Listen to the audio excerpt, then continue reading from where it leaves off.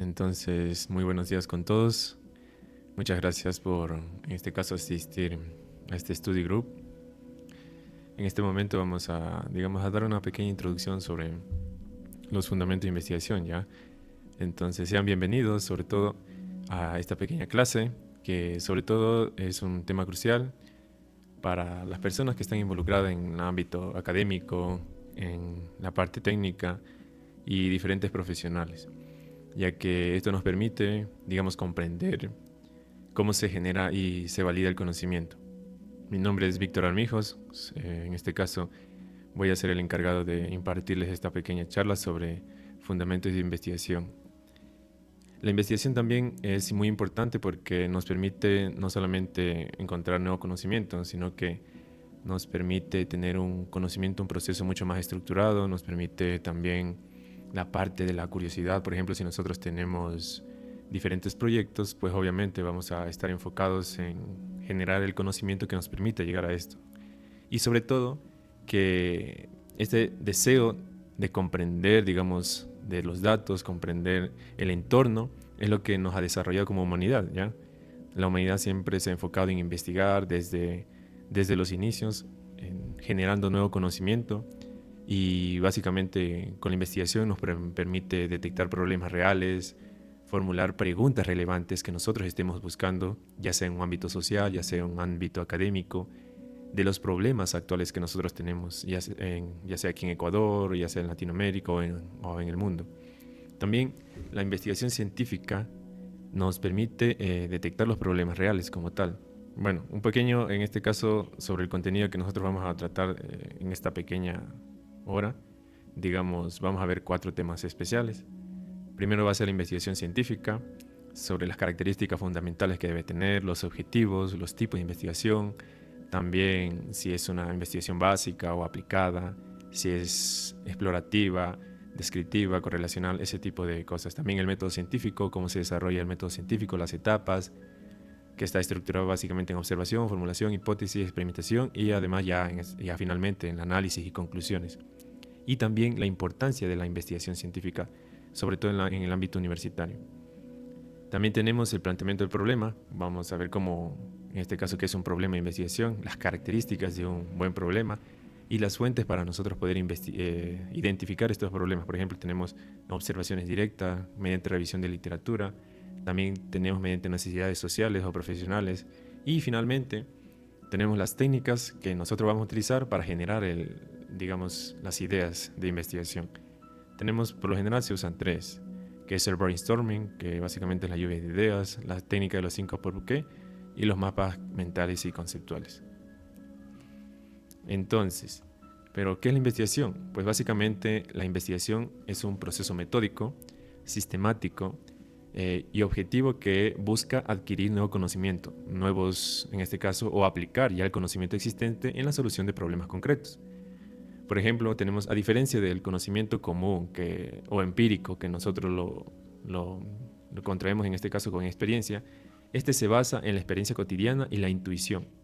También el conocimiento científico, requiere de un proceso mucho más estructurado que permita la validación de los resultados. Este proceso parte de la observación de los fenómenos, ya sea fenómenos que estemos rodeados en el entorno local, fenómenos que nos encontremos a lo largo de un viaje, fenómenos que nosotros tengamos en el ámbito universitario, muchas cosas que están inmiscuidas en este tipo. También para la identificación de un problema específico hay que hacer una formulación de una hipótesis, hay que hacer una recolección de datos y análisis, y finalizando, claro está, con las conclusiones que deben ser en este caso verificables y replicables. O sea, quiere dar a entender que cualquier persona, cualquier persona puede, mediante nuestra metodología, puede verificar los resultados que nosotros obtengamos, tal cual, así. Y además, siempre en las investigaciones deben ser éticas y rigurosas, sobre todo en la parte debe ser abierta a la comunidad científica. O sea, no por generar un nuevo conocimiento nosotros no vamos, a limitar cierto conocimiento. Todo lo que se publica se genera para el público, para la comunidad científica, entonces esto es muy importante también. Bueno, pero ¿qué es la investigación científica? Si pueden, en este caso, digamos, leer el QR mediante su celular, vamos a hacer una pequeña, en este caso, una pequeña, digamos, dinámica sobre las características que debe tener la investigación científica. Entonces, ahí está el QR para que lo puedan leer, y si necesitan el link, igual puedo hacer llegar. Ya vemos Sí, unos resultados. Por ejemplo, ya estamos viendo que están colocando que la investigación científica debe ser rigurosa, ordenada y metodológica.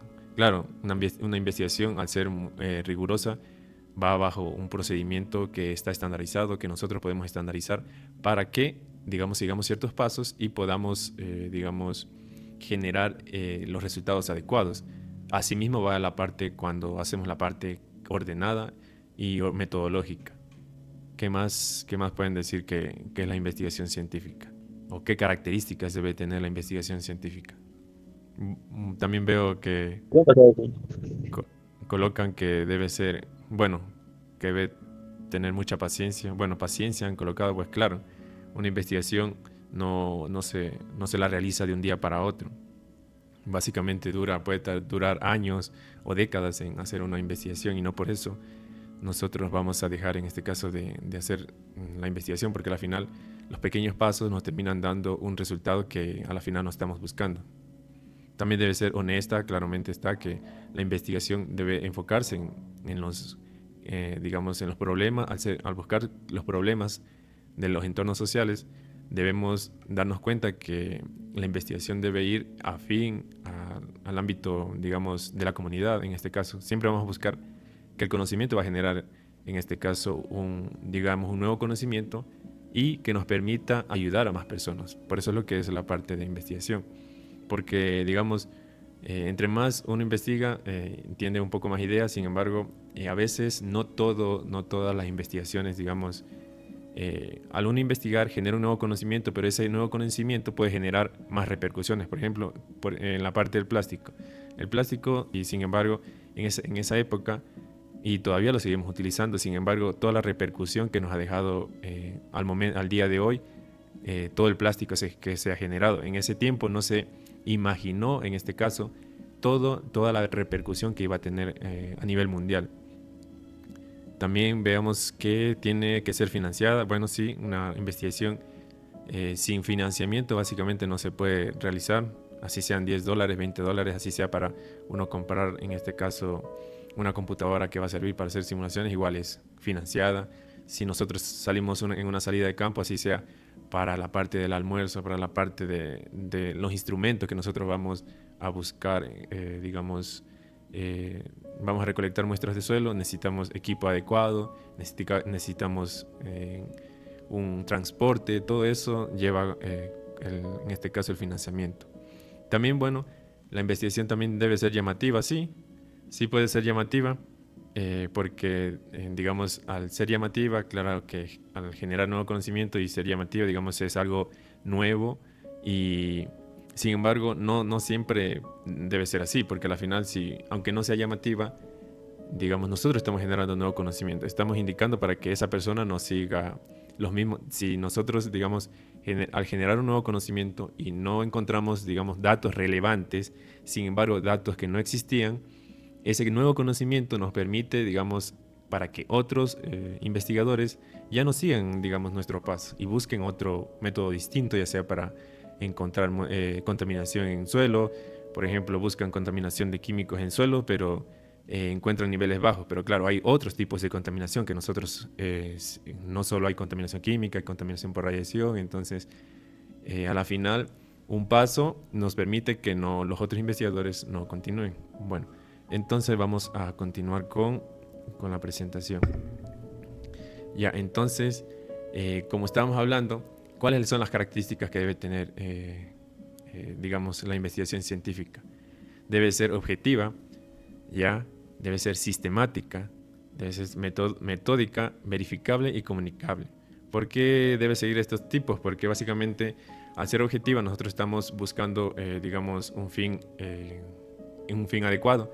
Al ser sistemática y metodológica, digamos, vamos a seguir ciertos pasos rigurosos para encontrar el conocimiento verificable por otras personas. No solo que nosotros generemos nuevos conocimientos, nuevos datos, sin embargo, Si es que una persona quiere replicar nuestra metodología y no salen los mismos resultados, entonces esta investigación no es verificable. Por eso es muy importante que sea verificable. Además, también que sea comunicable, claro, porque al ser comunicable nos permite, en este caso, divulgar el conocimiento, ya sea a las personas que están en este entorno o a su vez también a las personas que no lo están y están en la comunidad inmiscuidas, que son las que principalmente, digamos, suelen estar relacionadas directamente con la parte de los principales problemas que de momento existen, por ejemplo, contaminación en agua, en suelo. Entonces, si es que nosotros comunicamos nuestros resultados a esas comunidades, pues es muy importante a que ellos sepan y puedan tomar las medidas adecuadas, puedan permitir que, digamos, en este caso, entidades gubernamentales, por ejemplo, los gobiernos parroquiales, las alcaldías o las prefecturas o hasta el mismo gobierno nacional pueda tomar medidas en el asunto y que la exposición, en este caso a las comunidades, sea mucho menor. También tenemos ¿cuáles son los objetivos de la investigación? Básicamente, vamos a describir fenómenos, ¿ya? ¿Qué es? Aquí nos permite detallar y caracterizar los fenómenos o situaciones tal como ocurre en la realidad. Por ejemplo, al describir las características de una comunidad afectada por la contaminación, en este caso ambiental, vamos a describir el fenómeno que está ocurriendo en este sitio. Ya, explicar relaciones. ¿Por qué ocurre? Pues al nosotros explicar el por qué ocurre, básicamente vamos a buscar comprender por qué ocurre el fenómeno, identificando las causas, identificando las relaciones entre las variables. También, por ejemplo, podremos identificar un ejemplo del uso de pesticidas y las enfermedades respiratorias. Entonces, ¿cuál es la relación en este caso que existe? También podemos predecir el comportamiento. Esto nos indica que vamos a anticiparnos a los posibles resultados o comportamientos a partir de conocimientos ya existentes. Por ejemplo, podemos predecir el comportamiento, digamos, cómo se comporta el sol, cómo se comporta el clima, porque ya tenemos datos. También, si es que nosotros también tenemos datos, por ejemplo, en la parte cómo se propaga, en este caso, una plaga en un cultivo. Este también viene a ser un ejemplo. También aplicar soluciones prácticas, ¿ok?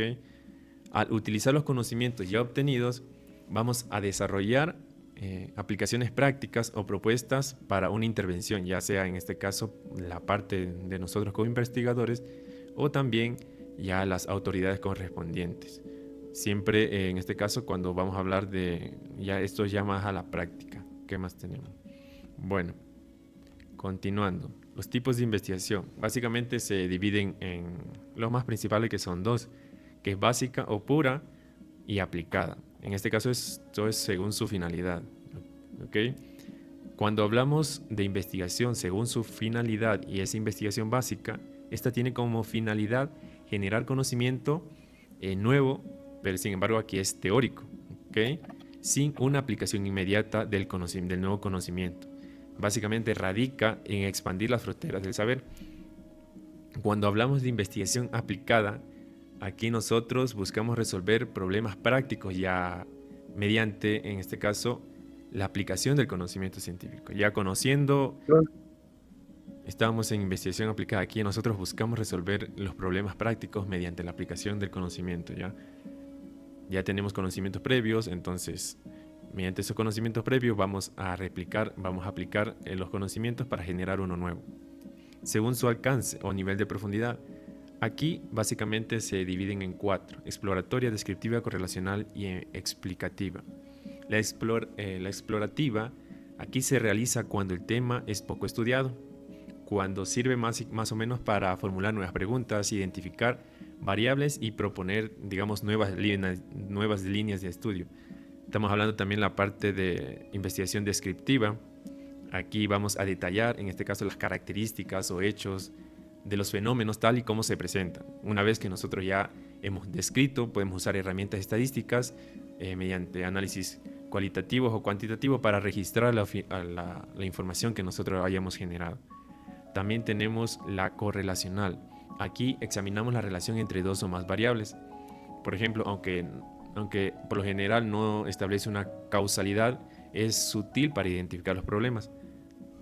No porque nosotros pongamos las dos variables, la una quiere decir que infiere directamente con la otra. Pueden haber otros motivos, otros patrones. Entonces, básicamente, no es solamente de una variable. Sin embargo, correlacionar dos variables nos permite identificar los patrones.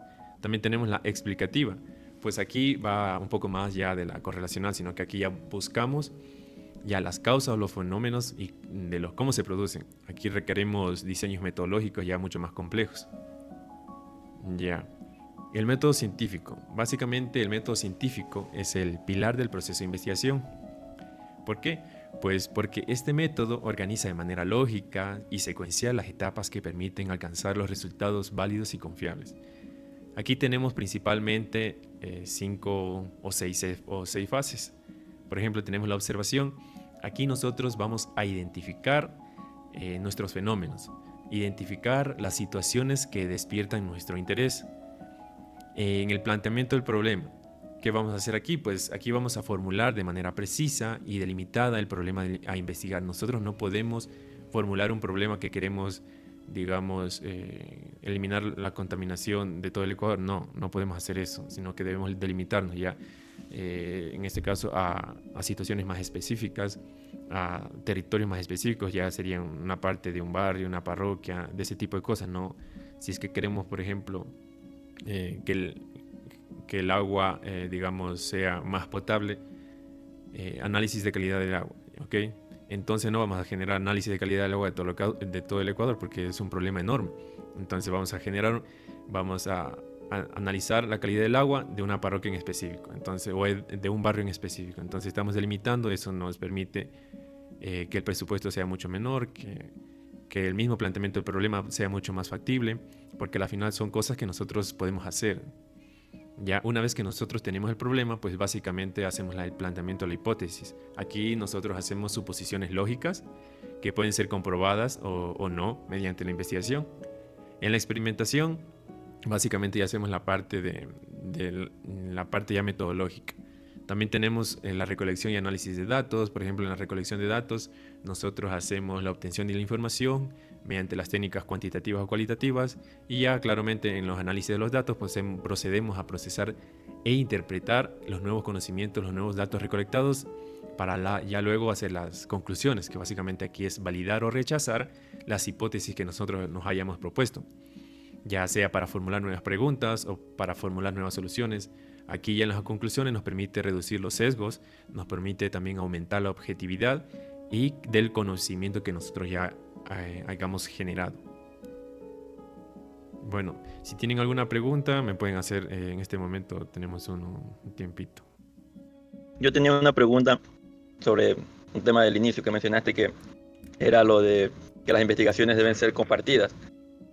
Sin embargo, yo he escuchado de, por ejemplo, investigaciones que se hacen de manera empresas privadas y las patentan. Entonces, ¿cómo sería en ese caso? O sea, ¿Sabes de qué soy? ya, verás, la investigación, el conocimiento, eso estamos hablando de las patentes. Claro está, digamos, una patente lleva mucho tiempo, lleva mucho presupuesto. Entonces, eso, como son patentes, ese tipo de conocimiento sí se lo restringe, porque a la final la persona o empresa que haya generado el nuevo conocimiento debe, digamos, no prohibir, sino que más o menos es preservar su conocimiento hasta que él lo pueda usar, más o menos. Digamos, lo usa por un tiempo adecuado, ya se liberan para todo el mundo. Entonces, imagínate, una vez que ya se libera, entonces cualquiera puede usar esa patente. Pero mientras tanto, la persona que hizo, la persona o organización que hizo, va a generar su dinero, va a recuperar la inversión, y además esto permite, digamos, generar nuevas patentes.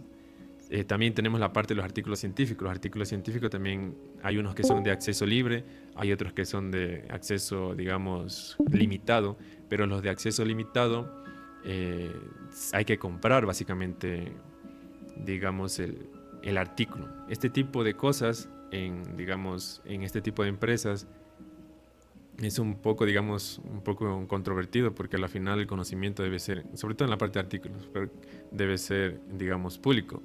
Sin embargo, claro, una investigación, también ellos gastaron dinero, yo los entiendo porque al final si uno gasta dinero, intenta recuperar, en este caso, lo que uno ha invertido, porque sobre todo en la parte de investigación científica se gastan miles de millones de dólares cada año, entonces un poquito que se recupera al final financia nuevas investigaciones y bueno, eso también es muy importante porque las patentes o digamos los artículos que estén un poco restringidos financian nuevas investigaciones y pues ellos se autofinancian y pues permite generar más conocimiento. Muchas gracias por aclarar mi duda. Okay. Si alguien tiene más una pregunta, me indica. Hola Víctor, yo tengo una inquietud, se puede decir, sobre ese mismo punto. Por ejemplo, en la historia nos dice que, claro, el conocimiento científico idealmente tendría que compartirse con todo el mundo, pero vemos una tendencia en los gobiernos, sobre todo en las grandes potencias, a ocultar los grandes avances científicos que tienen en el tema bélico. Y sucede lo que le pasó, por ejemplo, a Fraunhofer, con sus famosas líneas de Fraunhofer y el espectrómetro que no le permitieron publicar. Y él en secreto tuvo que publicar, y lo mismo está pasando, por ejemplo, si se dan cuenta con China, Estados Unidos, Rusia, ocultan justamente sus investigaciones por este tema de la guerra y el avance bélico. Entonces, idealmente el conocimiento tendría que ser compartido, pero el egoísmo, obviamente, entre políticas y potencias siempre se va a mantener. Bueno, yo no pienso tanto que sea como tipo de egoísmo, porque al final tú al patentar estás obteniendo el derecho exclusivo de tu invención. O sea, digamos, no es que porque nosotros, digamos, China genera un nuevo conocimiento, quiere decir que lo puede compartir con todos. A la final, sé que a la final es como que se debería, pero no, porque a la final ellos gastaron miles de millones de dólares para generar ese nuevo conocimiento. No es que, digamos, Ecuador puede generar ese conocimiento de un día para otro y prácticamente ganar, digamos, mediante la utilización de la patente. Entonces, por algo está la patente, porque le permite, en este caso, una propiedad intelectual a la persona, a la organización, al país, aprovechar el uso de su patente y que nadie más utilice. Si estas invenciones no se conceden, digamos, en un ámbito tecnológico, entonces, ¿cómo tú puedes protegerte a ti mismo si el conocimiento va a estar al público? Yo entiendo tu punto, pero si uno gasta también recursos, uno también tiene que aprovechar y en este caso recuperar ese recurso que haya invertido, porque ellos gastan miles de millones de dólares y entonces, ¿y quién les devuelve eso? Ecuador, toda Sudamérica no les va a devolver dinero porque ellos hayan inventado algo, porque sí. Claro, y ese es el punto, es que justamente nunca lo, nunca lo publican. Es decir, se queda entre ellos, entre el anonimato. Entonces ahí surge un tipo de monopolio del conocimiento. Claro, de la patente entiendo, pero la cosa es que nunca llegan a publicarlo y se convierte en un secreto. Por ejemplo, un supermaterial que sea más sensible a los rayos X o a la luz, que pueda captar más luz para hacer un mejor panel solar, que pueda ayudar a la gente en África o a la gente que no tenga luz. No lo comparten.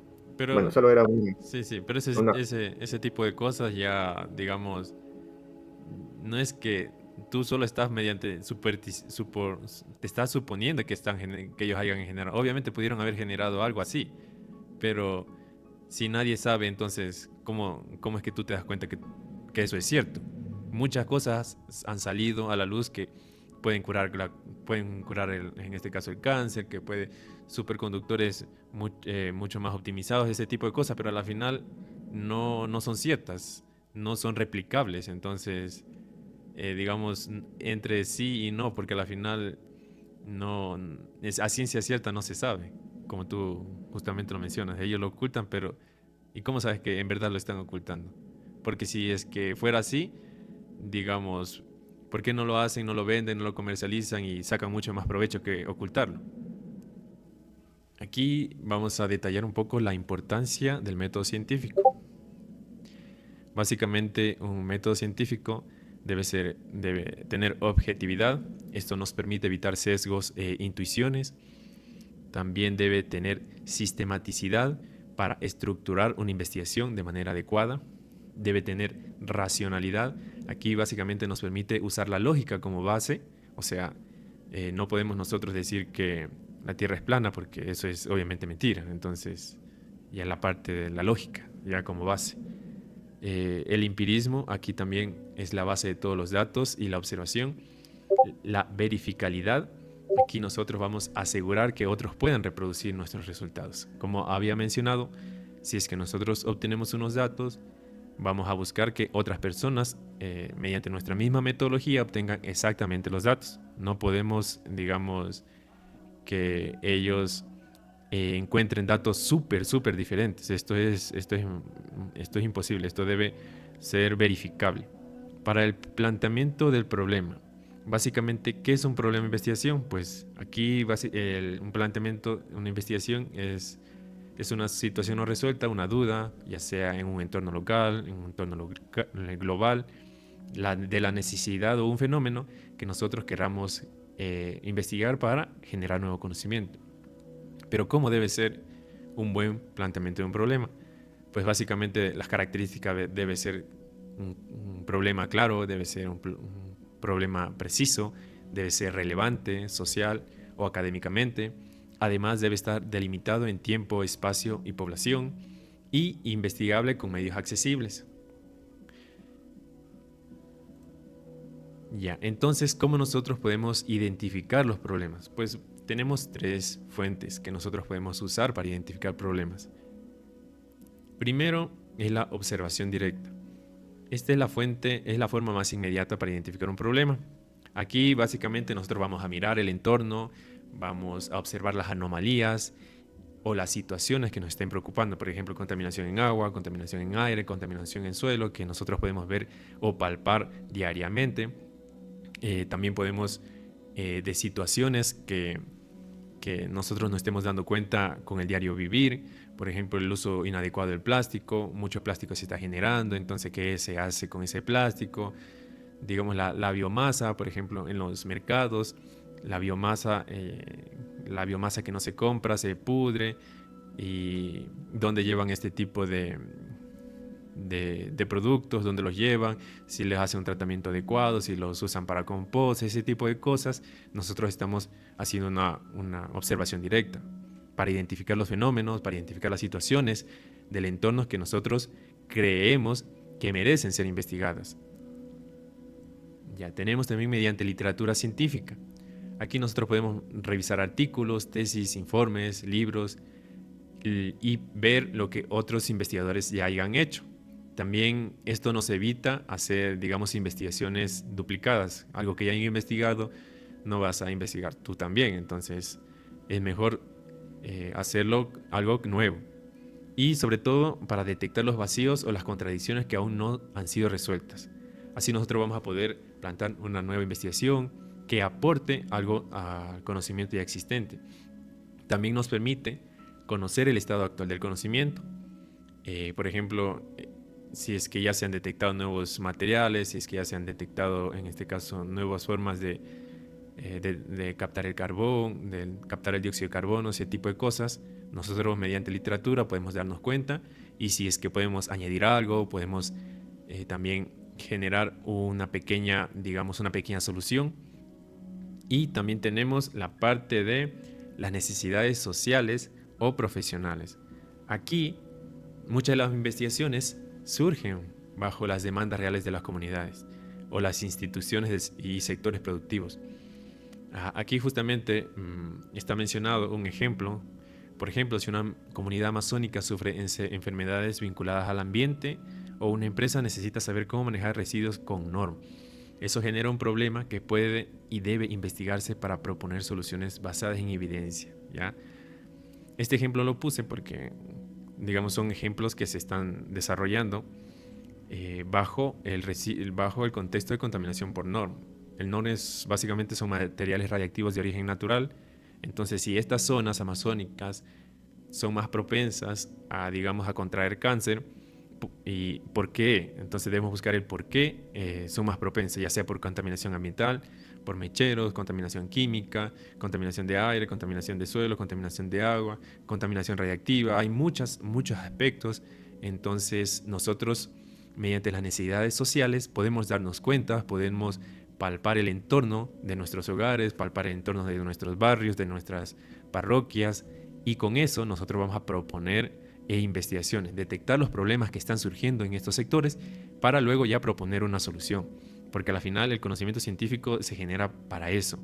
Nosotros investigamos, desarrollamos metodologías, desarrollamos, nuevas patentes, nuevos métodos que permitan a las poblaciones, encontrar nuevos métodos que les permitan reducir este tipo, en este caso específico, tipos de contaminación.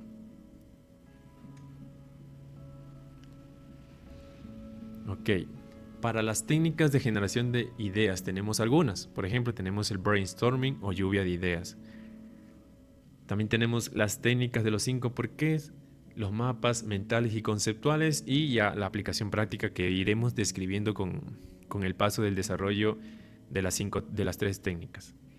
El brainstorming, ok, ¿qué significa? Básicamente nosotros aquí debemos identificar el problema, plantearlo, generar la lluvia de ideas y hacer un análisis y selección de las ideas. Aquí nosotros no podemos, así sea una idea, digamos, media absurda, esa idea a la final puede complementar otras ideas. Entonces aquí cualquier idea es viable mientras sea lógica. También, bueno, eso también es un poco, sin embargo, cualquier idea es aceptable.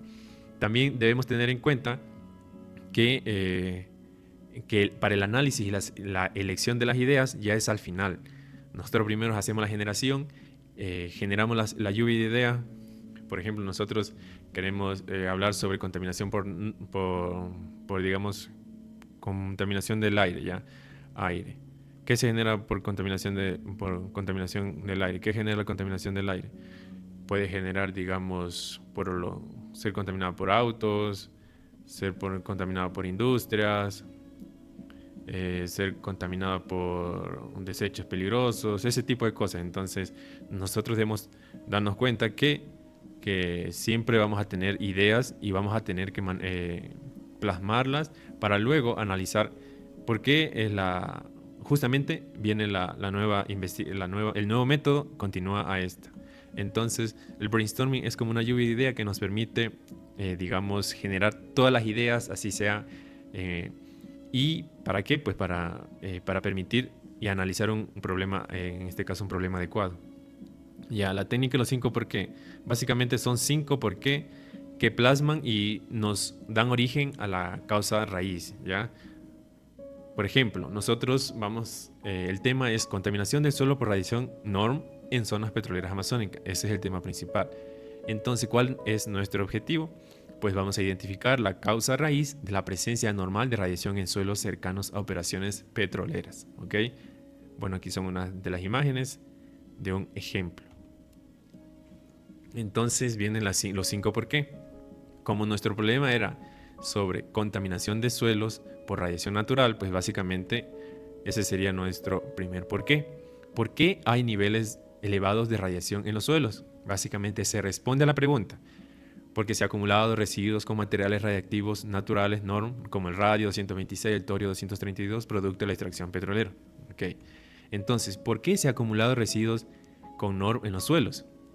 Básicamente porque los lodos de perforación, escamas y residuos sólidos de producción no fueron gestionados adecuadamente y fueron vertidos directamente al entorno. Entonces aquí viene, ¿por qué no se gestionaron adecuadamente esos residuos? Pues básicamente porque no se implementaron protocolos específicos de manejo para residuos radiactivos naturales en las operaciones. Entonces, ¿por qué no se implementaron protocolos específicos?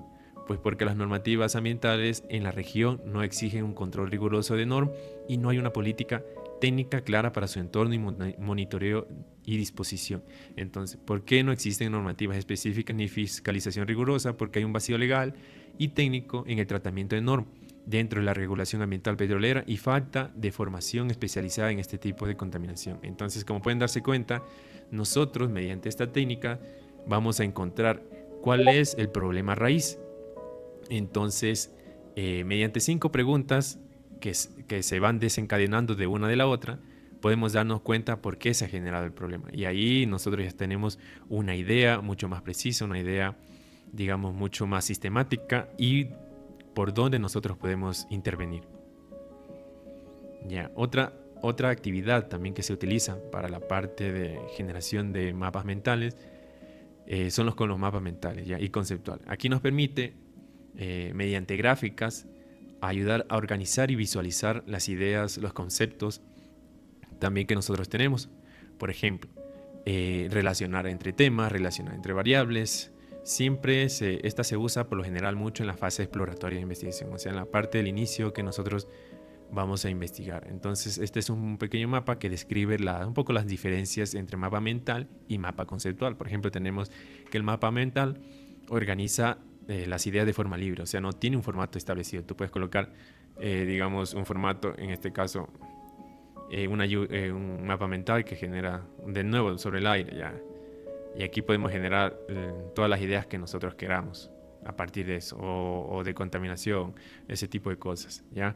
Mientras que el mapa conceptual ya tiene una organización jerárquica, ¿ya? Por ejemplo, ya tiene un inicio, contaminación del aire que provoca, pues puede ser mediante combustibles fósiles, puede ser también mediante, digamos, otro tipo de contaminación del aire por industrias, qué tipo de industrias, qué tipo de combustibles fósiles, y así se va desencadenando. También el mapa mental es mucho más creativo y además más radial, o sea, no tiene mucha lógica. Es más libre, mientras que el mapa conceptual es mucho más lógico y estructurado. Es útil para la lluvia de ideas, mientras que el mapa conceptual es útil para entender relaciones. Aquí en el mapa conceptual se usa colores, dibujos y palabras clave, mientras que el mapa conceptual usa conectores, flechas y proposiciones. Aquí igualmente voy a dar un tiempo si tienen alguna inquietud, algún comentario, que me lo lleguen a saber. ¿Cómo puedo saber en qué etapa puedo utilizar cada uno de ellos? De la lluvia de ideas, mapas mentales y conceptuales. Bueno, la lluvia de ideas, digamos, es siempre al inicio, para nosotros darnos una idea sobre digamos, cuáles son las principales variables que están relacionadas con el tema que nosotros buscamos. A la final, una lluvia de ideas hasta no está ni relacionada con el tema, porque a la final nosotros queremos buscar una cosa, sin embargo, con la lluvia de ideas nos damos cuenta que existen otros tipos de variables que están inmiscuidas, ¿ok? Entonces, la lluvia de ideas sería el inicio, ¿ya? Una vez teniendo la lluvia de ideas, o sea, toda la generación de las ideas para analizarla y seleccionar la idea adecuada, ya venimos a la técnica de los 5 por qué, ¿ya? Entonces, si nosotros, digamos, de toda la lluvia de ideas encontramos que la contaminación, sigamos con la contaminación del aire generada por industrias, ¿ok? Entonces, ¿por qué generada por industrias? Porque estas industrias usan combustibles fósiles. ¿Por qué las industrias usan combustibles fósiles? Porque no, digamos, el sistema energético no es adecuado, entonces no les provee suficiente energía. Entonces, ¿por qué no les provee suficiente energía? Entonces sí, nosotros nos vamos encontrando el origen, la causa raíz del problema. Y luego, una vez que nosotros ya tenemos, en este caso, la técnica de los 5 por qué, ya vamos a la parte de los mapas mentales para mucho más, digamos, ir especificando. Aunque también la parte de los mapas mentales podemos usarlo a la vez que la técnica de los 5 por qué. Digamos, tenemos nosotros el brainstorming, y ahí se dividiría, digamos, el brainstorming de este lado. Y ahí se dividiría en la técnica de los 5 por qué, why, y la técnica, en este caso, de los mapas mentales, para nosotros darnos cuenta cómo hacer la fase, en este caso en la fase exploratoria, y darnos cuenta cuál es el problema real que nosotros estamos investigando. Listo, muchas gracias. Listo. Bueno, si no existe ninguna otra pregunta, continuemos. Bueno, para continuar, hay una pequeña actividad gamificada que pueden igual a sí mismo mediante la lectura del QR para que la realicen en este momento, sobre preguntas basadas más o menos en lo que hemos tratado el día de hoy. Daremos para eso unos par de minutos. Mientras tanto, igual pueden continuar diciéndome algún comentario, alguna pregunta sobre los temas que hemos tratado el día de hoy. Yo tengo una duda. Se habló de que una investigación debe ser sistemática y seguir ciertos procesos, ¿cierto? Sin embargo, me queda la duda de saber si nos tenemos que regir bajo ciertos estándares o nosotros podemos como crear este sistema y, o sea, obviamente que siga un sistema, ¿no? Pero que nosotros poder crear nuestra propia metodología Sí, o tenemos, sí no, podemos, y es sí, válido. sí se puede crear, puedes crear tu propia metodología. Eso hasta sería mejor porque tú establecerías una nueva metodología. Obviamente nosotros debemos partirnos en base a algo, ¿ya? Tampoco vamos a hacer, digamos, cambiar tanta cosa. Por ejemplo, si nosotros podemos, digamos, vamos a sintetizar un nuevo compuesto, ¿ya? En vez de usar ácido sulfúrico, usamos dióxido de carbono o ácido clorhídrico. Entonces, ese tipo de cosas se puede hacer. O en vez de, digamos, en vez de usar un solvente como el agua, usamos un solvente como el etanol. Ese tipo de cosas se puede hacer. Tú puedes proponer tu propia metodología. Eso se puede. Eso es hasta mucho mejor porque al final, si es que esa metodología, digamos, aunque sea nueva, permite la obtención digamos, de un compuesto o de alguna cosa mucho más rápido, pues esa metodología va a ser usada. Entonces, para ti como autor va a ser mucho más importante desarrollar tu propia metodología siempre y cuando, digamos, la investigación esté bien, digamos, la parte bien, no solamente redactada, sino que bien verificada. ¿Qué tal? ¿Cómo les ha ido en la actividad? Me comentan. Todo acá en la juega. Bueno, entonces, como, digamos, directrices o consideraciones especiales, nosotros debemos darnos cuenta que al iniciar una investigación siempre es fundamental tener en cuenta ciertos aspectos. Por ejemplo, que nosotros debemos tener una claridad conceptual. Esto quiere decir que debemos definir bien los conceptos y también los términos claves. Debemos tener un pensamiento crítico. ¿Para qué? Pues para evaluar la información con objetividad y cuestionar los supuestos que nosotros nos estemos encontrando, ya sea en la teoría, en las investigaciones que se hayan desarrollado, o a su vez también cuando nosotros estamos investigando podemos encontrarnos nuevas hipótesis y este tipo de cosas. Nosotros mismos debemos cuestionarnos para tener mucha objetividad. También debemos hacer la parte de la relevancia y la viabilidad. ¿Para qué? Pues para asegurar que el tema sea importante y que cuente con los recursos económicos necesarios para investigarlo. Porque claro, de nada te sirve uno encontrar un problema e identificar un problema si nosotros no tenemos los recursos necesarios con que investigar. Debemos también tener la parte de la ética. Siempre es importantísimo la ética, pues debemos respetar, en este caso, los derechos de los participantes, citar adecuadamente las fuentes. Eso es siempre. Nosotros, cuando hacemos una investigación, así sea que esté diciendo una frase, igualmente, si lo dijo él, es un nuevo conocimiento, él se basó en todo un artículo para detallar esa frase, pues nosotros debemos de citar. También no debemos manipular los datos. Esto es imprescindible. No podemos manipular los datos porque al final, si es que lo manipulamos, digamos, no se hace una investigación verificable, o sea, que otra persona lo pueda hacer. Entonces ahí viene también un problema que nosotros no debemos, en este caso, en cuál incurrir.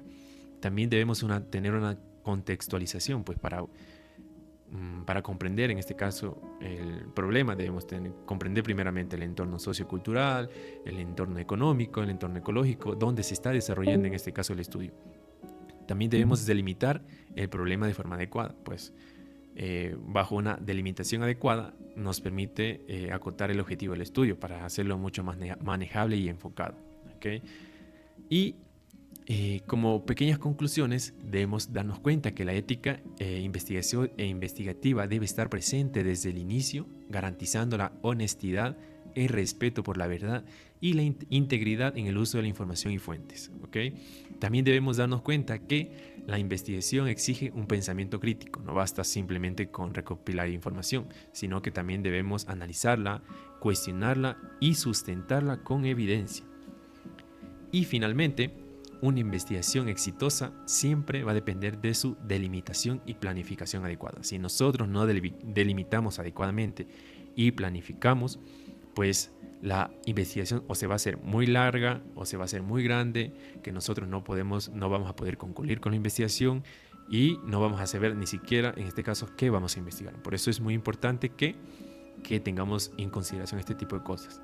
Sobre todo, cuando nosotros intentamos conocer y aplicar los fundamentos de una investigación científica. Aquí es esencial que para nosotros producir nuevos conocimientos, por ejemplo, conocimientos válidos, que sean útiles y relevantes, debemos principalmente formular buenas preguntas, debemos diseñar buenas metodologías apropiadas también y generar conclusiones de alto impacto.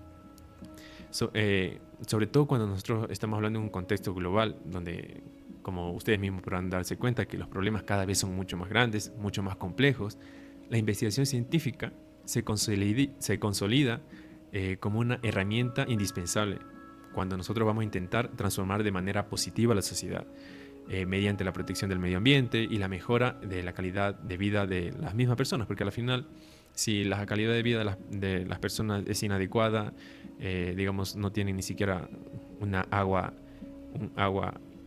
calidad de agua que permita que estén bien, entonces, ¿de qué sirve que nosotros estemos investigando si a la final ese tipo de cositas, de estos problemas pequeñitos, no podemos resolver? Entonces es muy importante que la investigación esté enfocada principalmente a entornos locales y enfocadas a problemas sociales, ¿ok? Bueno, esto ha sido todo. Muchas gracias por haber atendido a esta pequeña hora. Se ha pasado bastante rápido, la verdad.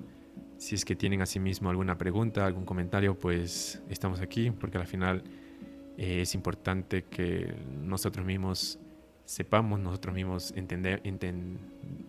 busquemos qué es lo que queremos investigar, desarrollarnos bien, plantear bien nuestros objetivos y pues nada, si tienen algún comentario me hacen llegar, me activan el micrófono y listo. Sí, buenos días, ¿cómo están todos? Yo tengo una pregunta respecto a la parte de la ética investigativa, que es, bueno, más que pregunta, más bien pedir si se puede ahondar más en qué es la ética investigativa o qué nomás abarca y todo eso. Pues, digamos, la parte de la ética investigativa es un conjunto de principios y normas, claro que nosotros siempre debemos enfocarnos desde la parte social, que nos permite, digamos, tener una conducta adecuada, sobre todo en la parte científica, ¿ya? Pero ¿para qué nos permite esto? Pues nos permite garantizar aquí la integridad, la honestidad y el respeto en todas las etapas del proceso investigativo. Así sea que tú hagas una encuesta, debes reportar datos verdaderos. Tú no vas a ponerte a llenar, en este caso, 50 encuestas si tú mismo, si a la final esos datos son falsos. Entonces, este paso es muy importante, la honestidad. Aquí debemos reportar siempre los datos adecuados, así sean datos que sean poco, digamos, que sean poco relevantes, pero estos datos igual sirven, porque a la final permite que a otros investigadores no sigan nuestras metodologías, o digamos, que hagan nuevas metodologías. Por ejemplo, nosotros hacemos un análisis de espectrometría gamma, ¿ya? ¿Ok? Encontramos datos de radionucleidos que no son datos tan relevantes, sin embargo, sin embargo, al encontrar estos datos que no son tan relevantes y nosotros publicamos, igual nos permite en este caso generar el nuevo conocimiento, porque al final ese conocimiento no existía. Entonces, digamos, la persona ya no va a hacer un análisis de espectrometría gamma ya sabiendo que alguien más lo hizo. Entonces, este tipo de cosas es muy importante. Reportar los resultados, los datos verificables, sin manipular y que no sean falsos, obviamente. Aquí también nosotros debemos tener en cuenta la integridad. Aquí nosotros debemos tener la coherencia entre lo que nosotros proponemos y que lo que nosotros hacemos y reportamos. No podemos hacer algo que no sea coherente en base a lo que ya se conoce, ¿ya? También debemos tener objetividad. ¿Para qué? Pues para evitar los sesgos en la recolección y análisis e interpretación de los datos. También es muy importante. Debemos también tener en cuenta que tener un respeto a los sujetos de estudio. Aquí, por ejemplo, informarlo que se está realizando un estudio. Si es que la persona, el sujeto de estudio quiere tener privacidad, pues va a tener privacidad, siempre teniendo en cuenta el bienestar de las personas o las comunidades que están involucradas. También debemos tener en cuenta que debemos tener responsabilidad social y ambiental. Pues aquí nosotros debemos considerar el impacto que genera nuestra investigación. Nosotros no podemos generar un nuevo conocimiento sabiendo que puede dañar, digamos, todas las riberas de un río o contaminar todo un río. Pues eso ya es responsabilidad social que tú debes tener. Tú estás, en este caso, generando un impacto al medio ambiente que a la final, al considerar estos tipos de impactos, nosotros debemos darnos cuenta que es mucho más fiable que nosotros desde un inicio de la investigación generemos una responsabilidad social y ambiental para evitar este tipo de cosas. También, obviamente, al también debemos citar adecuadamente a las fuentes, dar crédito a los colaboradores para evitar los plagios.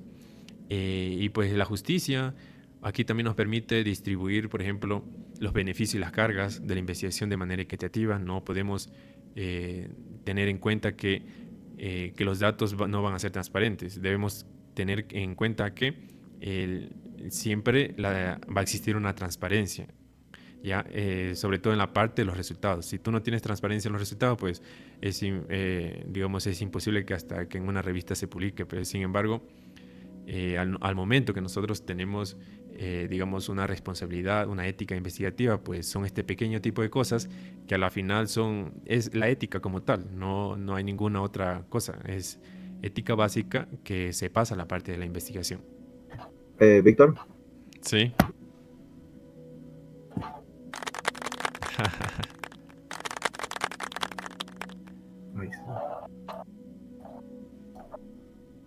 Bueno, si ha sido todo, pues muchas gracias por estar aquí.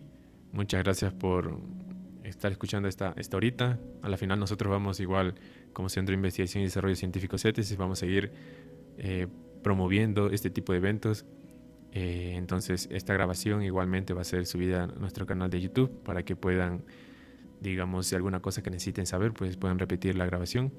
Y también próximamente vamos a estar digamos, promoviendo nuevos study group, así que estén atentos a nuestras redes sociales, sobre todo Instagram y Facebook, que nosotros publicaremos con anticipación para que puedan unirse. Y pues no solamente yo, estará Jorge, estarán todos los colaboradores que están en la parte del grupo. Entonces muchas gracias y todo, y pues que pasen buena tarde.